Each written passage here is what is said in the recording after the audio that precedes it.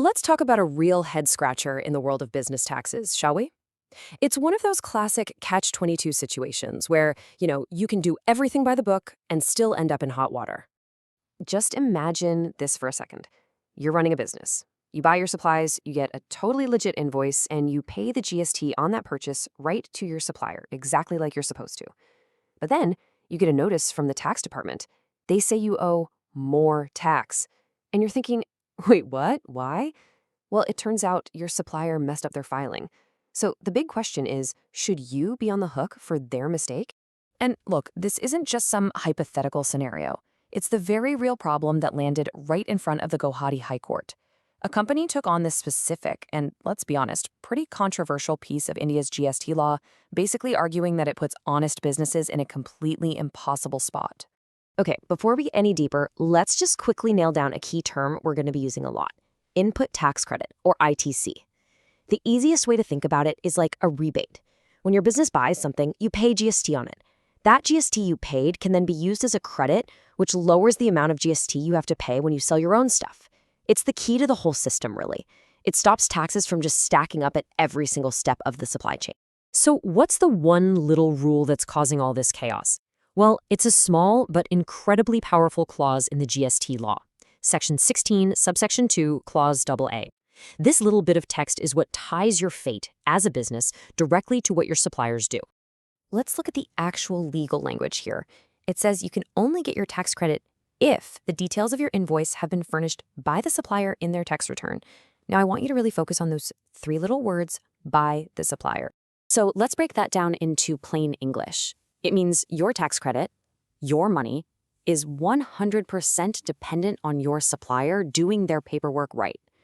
If they forget to upload the invoice, if they make a typo, anything, poof, your perfectly legitimate tax credit can be denied. You are, in effect, being held responsible for somebody else's bookkeeping. So you can probably see why this ended up in court, right? The company in this case laid out some really powerful arguments, calling this rule an impossible burden. Let's dig into exactly why they said that. And their argument, when you lay it all out, is pretty darn convincing.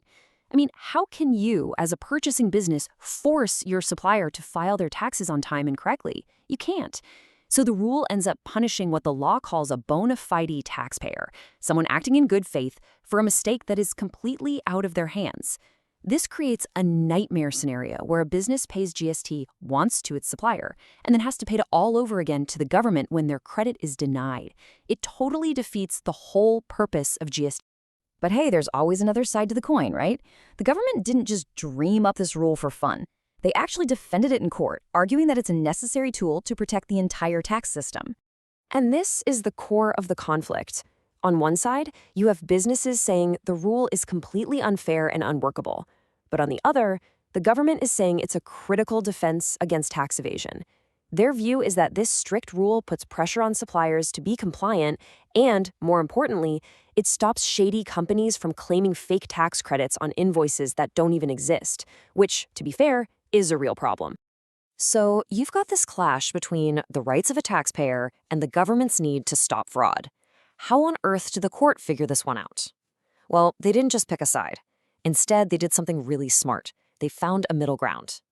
First things first, the court completely validated the feelings of the business.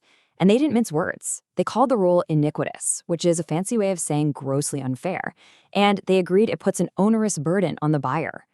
That was a huge signal that they really understood the problem here. Now, the court basically had two choices. They could go for the nuclear option, declare the whole law unconstitutional, which would just wipe it from existence. A huge deal. Or they could do something a bit more surgical, called reading down the law. This is where the law itself stays on the books, but the court steps in and says, okay, here's a much narrower, more reasonable way to apply this rule from now on. And that is exactly what they chose to do. This quote right here, this is the absolute heart of the entire judgment. The court ruled that tax authorities can't just automatically deny your tax credit because of your supplier's mistake. No way. The most important part is that the business has to be given a chance to prove its side of the story. Okay, so what does this actually mean for you day to day? Let's walk through it. Say your supplier messes up their filing and the tax department questions your ITC claim. The game has now changed. you have a clear legal right to show them your evidence, your tax invoice, proof that you paid, delivery receipts, whatever you got. And the bottom line is, if you can prove the transaction was real and that you did everything right, your tax credit cannot be taken away just because of your supplier's error. But, and this is a really big but, the court made it crystal clear that this is a temporary fix, a stopgap measure. They explicitly said they were only reading down this rule until the tax authorities themselves can come up with a more practical, permanent solution to this whole mess. And that leaves us with the big final question, doesn't it? The court has handed honest taxpayers a temporary shield to defend themselves. But the fundamental problem is still there. How do you build a system that can effectively stop fraud without punishing innocent businesses for mistakes that are completely out of their control? That is the billion-dollar question that the tax authorities now have to answer.